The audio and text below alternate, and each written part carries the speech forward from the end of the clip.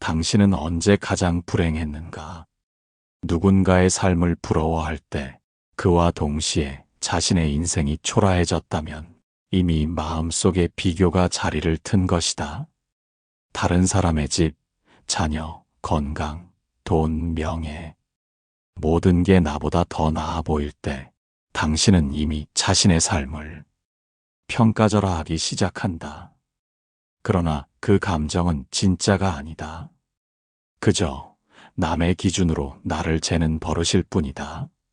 고통은 상황이 아니라 비교에서 생긴다. 철학자 쇼펜하우어는 비교는 인간을 끝없이 불행하게 만든다고 경고했다. 타인의 삶에 나를 더 씌우는 순간 행복은 점점 멀어지고 불만과 결핍만 커져간다. 지금부터 우리는 그가 말한 비교의 본질과 그 해독제를 따라가 보려 한다. 당신의 삶을 온전히 회복하기 위한 첫걸음을 시작하고자 한다. 첫 번째, 비교는 당신의 고통을 키운다. 당신이 느끼는 괴로움은 현실 그 자체보다 상대적 위치에서 시작된다. 쇼펜하우어는 말했다. 사람은 자신이 얼마나 갖고 있는지보다 남이 더 갖고 있다는 사실에 더 고통받는다고. 비교는 지금의 만족을 무너뜨리고 불필요한 결핍을 만들어낸다. 한 여성은 퇴직 후 동창 모임에서 친구들의 근황을 들었다. 누군가는 유럽 여행 중이었고 누군가는 아이가 대기업에 취직했다고 했다. 그날 밤 그녀는 자기가 이룬 삶이 초라하다고 느꼈다. 그러나 그 감정은 현실에서 온 게 아니었다. 그녀는 자신을 잃은 게 아니라 남의 기준을 끌어들인 것이다. 비교는 당신의 삶을 깎아내리고 당신을 당신답지 못하게 만든다. 두 번째, 남의 성공은 당신의 실패가 아니다. 당신보다 잘난 사람은 항상 있다. 그 사실이 곧 당신의 패배를 의미하지는 않는다. 하지만 사람은 남의 성취 앞에서 자신을 자꾸 작게 만든다. 쇼펜하우어는 경고한다. 타인의 결과를 기준 삼는 순간 당신은 끝없는 열등감 속에 빠지게 된다고. 한 남성은 가까운 지인이 건물을 샀다는 말을 듣고 며칠 동안 아무 일도 손에 잡히지 않았다. 스스로가 초라해졌기 때문이다. 하지만 그 부동산은 그의 인생과 무관했다. 자신의 삶에는 그만의 시간표가 있다. 성공은 타이밍도 방향도 각자 다르다. 당신이 살아가는 방식이 남의 기준보다 못하다는 근거는 없다. 타인의 결과는 비교의 재료가 아니다. 당신 삶은 이미 고유한 의미를 지닌 하나의 완성이다. 세 번째, 인정욕은 불행의 씨앗이 된다. 비교는 단순한 감정이 아니다. 그 안에는 인정받고 싶다는 깊은 욕망이 숨어 있다. 쇼펜하우어는 말한다. 인간은 타인의 시선을 의식할수록 자기 자신을 잃게 된다고. 한 중년 남성은 오랜만에 동창회에 갔다. 그는 일부러 명품 시계를 차고 나갔다. 자신을 돋보이고 싶어서였다. 처음엔 우쭐했지만 대화가 이어질수록 불편한 감정이 커졌다. 사람들이 시계가 아니라 자신에게는 별 관심이 없다는 걸 느꼈기 때문이다. 그 후로 그는 점점 더 겉모습에 집착하게 됐다.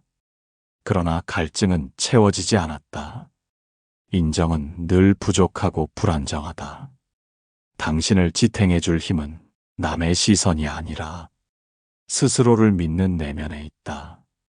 네 번째, 질투는 타인의 삶에 휘둘리는 감정이다. 비교가 깊어지면 질투가 싹튼다. 질투는 남의 성공을 슬픔으로 바꾸고 자신의 평화를 깨뜨린다. 쇼펜하우어는 이렇게 말했다. 질투란 타인의 행운이 내 불행이 되는 일이다. 한 직장인은 동기보다 승진이 늦었다. 회식 자리에서 그 동기의 이름이 언급될 때마다 속이 쓰렸다. 자신도 충분히 그 사람만큼 노력했는데 결과는 다르다는 생각에 분이 치밀었다. 그러나 회사는 개인의 뜻대로 되지 않으며 사람마다 삶의 무대도 다르다. 그는 남의 시간표로 자기 가치를 측정하고 있었던 것이다. 질투는 타인의 리듬에 자신을 끼워 넣는 감정이다. 그 순간부터 당신은 당신의 삶을 놓치게 된다. 5번째, 비교는 결핍된 시선에서 시작된다. 누군가와 자신을 비교할 때 대개는 부족한 것만 보인다. 행복은 눈에 잘 안 띄고 결핍은 크게 보이기 때문이다. 쇼펜하우어는 말한다. 우리는 가진 것의 가치를 잊고 없는 것에 집착함으로써 스스로를 불행하게 만든다. 한 여성이 말했다. 나는 자식 농사 실패한 것 같아. 옆집은 며느리랑 매일 같이 웃더라. 그녀는 아들이 건강하고 자립적으로 잘 살고 있음에도 그걸 보지 못했다. 비교는 당신의 시야를 좁힌다. 그리고 자신이 가진 축복을 하찮게 만들어버린다. 결핍은 사실이 아니라 비교에서 만들어진 착시일 수 있다.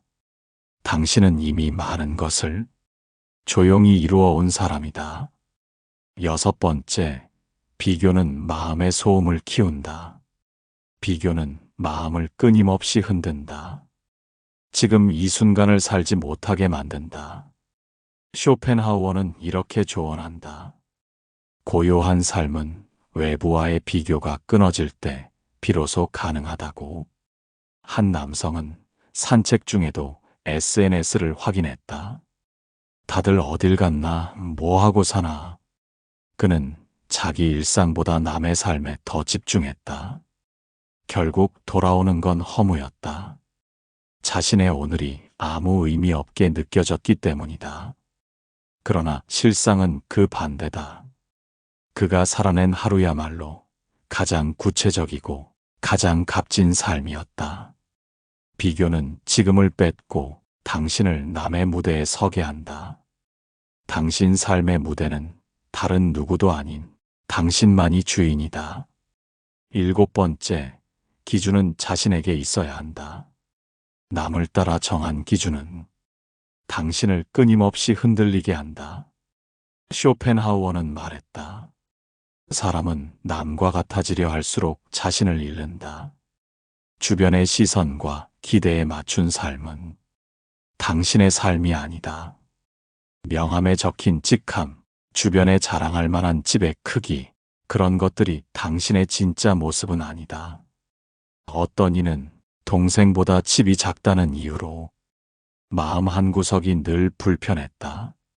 하지만 시간이 흘러 그는 조용한 동네의 작은 정원에서 진짜 여유를 발견했다. 비교의 잣대를 내려놓자 비로소 숨통이 트였다. 당신의 삶은 남의 눈이 아닌 당신의 마음으로 잴 때 온전해진다. 8번째, 자존은 타인 속에서 생기지 않는다. 쇼펜하우어는 자존은 타인의 칭찬이 아닌 스스로 세운 기준에서 비롯된다고 봤다. 그 말처럼 자존은 비교가 아니라 기준에서 자란다. 누군가의 인정으로 세워진 자존감은 그들이 등을 돌리는 순간 함께 무너진다. 그것은 자존이 아니라 의존이다. 어떤 여성은 직장 내 평가에서 늘 2등이었다.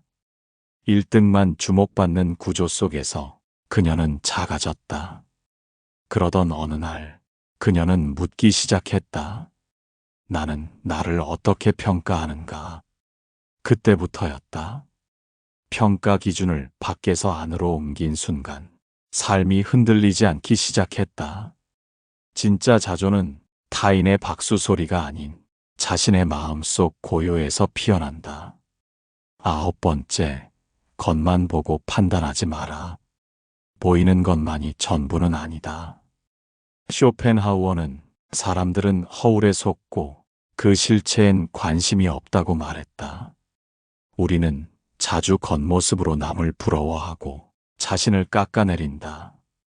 하지만 누군가의 화려한 삶 뒤엔 보이지 않는 무게가 있다. SNS에 올라온 여행사진, 명품으로 감싼 일상, 그 이면엔 공허가 있다. 한 중년 남성은 동창의 사업 성공 소식에 마음이 편치 않았다. 하지만 알고 보니 그 친구는 오랜 시간 불안과 불면에 시달리고 있었다. 겉은 쉽게 꾸밀 수 있어도 속은 그렇지 않다. 당신의 삶은 포장보다 내용이 중요하다. 비교는 껍데기만 보고 진실을 놓치는 일이다. 10번째, 비교보다 중요한 건 충분함이다. 욕망은 끝이 없다. 그 끝없는 욕망이 비교라는 이름으로 자란다. 쇼펜하우어는 많이 가진 사람보다 덜 욕망하는 사람이 더 부유하다고 했다. 진짜 중요한 것은 더 많이가 아니라 충분히 만족하며 사는 일이다. 한 여성은 오랜 시간 고급 아파트를 꿈꿨다.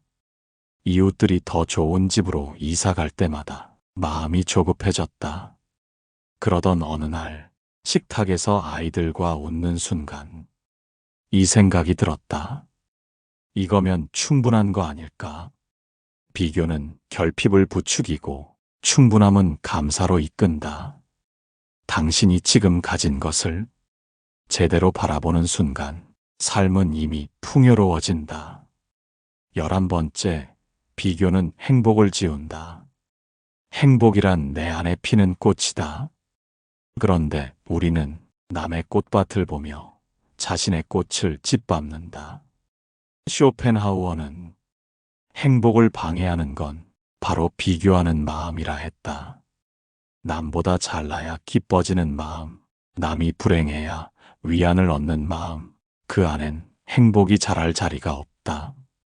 한 남성은 노후의 그림을 그리고 있었다. 그림 솜씨는 평범했지만 매일이 즐거웠다. 하지만 SNS에서 전시회를 여는 또래 친구들을 보며 자신이 초라하게 느껴졌다.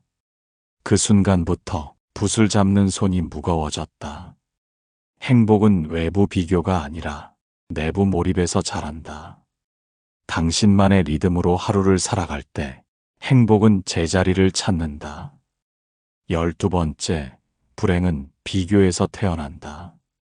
쇼펜하우어는 비교를 불행의 씨앗이라 했다.